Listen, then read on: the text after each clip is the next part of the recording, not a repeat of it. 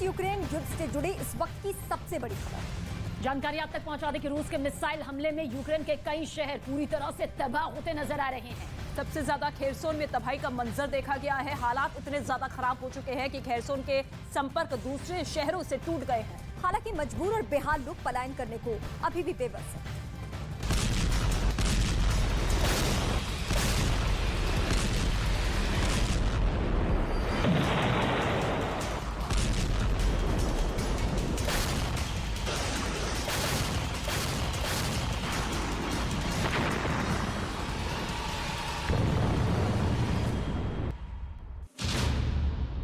रूस के हमलों में तबाह यूक्रेन, शहर बने कब्रिस्तान, मलबे में तब्दील गांव।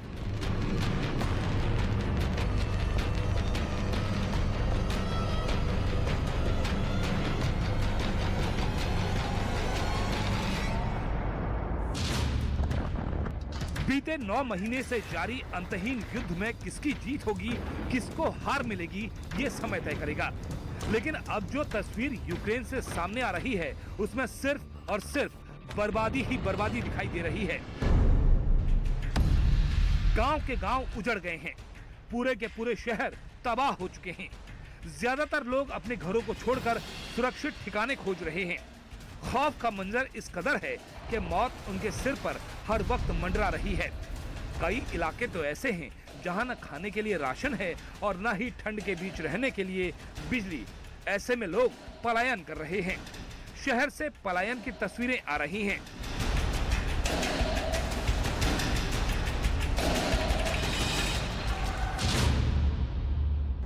कई गुना ताकत से यूक्रेन पर वार। हमले में न पुल बचे न पावर हाउस। पलायन की तस्वीरें आपको दिखाएंगे, उससे पहले आपको ये तस्वीर देखनी चाहिए।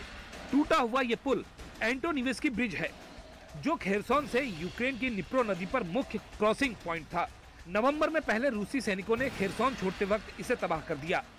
खेरसोन छोड़ते वक्त जब रूस की सेना ने इस पुल को तबाह किया तो दावा किया गया कि रूस की सेना ने पुल को इसलिए उड़ाया ताकि यूक्रेन की सेना उनका पीछा न कर सके। लेकिन रूस के मंसूबे उससे भी ज्यादा खतरनाक थे, जो अब यूक्रेन को समझ आ रहे हैं। दरअसल रूस ने पहले खेरसोन खाली किया और फिर अलग अलग शहरों में ताबड़तोड़ मिसाइल अटैक करके उसके पावर हाउस तबाह कर दिए। अब खेरसोन का लिंक दूसरे शहरों से टूट चुका है। ऐसे में खेरसोन में न तो खाने पीने की चीजें पहुंच रही हैं और न ही पावर हाउस को ठीक करने के लिए जरूरी मशीनें।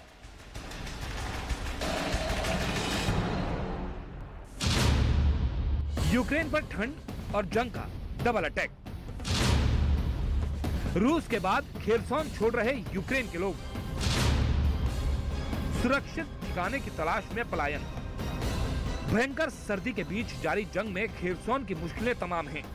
लोगों के घर तबाह हो गए हैं, बिजली आपूर्ति ठप है और लोगों के पास रहने के लिए छत तक नहीं है। रूसी बमबारी, कड़ाके की ठंड और बिजली, पानी या हीटिंग की कमी के बीच लोग अब खेरसोन छोड़कर जा रहे हैं। लेकिन उनके सामने सबसे बड़ा सवाल यही है कि बर्बादी हर तरफ बरपी है, जाएं तो कहां? खेरसोन शहर के बाहरी इलाकों में ट्रकों, वैन और कारों की कतार, कुछ टोइंग ट्रेलर और दूसरे सामानों को ले जाने की कतार 1 किलोमीटर से भी ज्यादा फैली हुई है।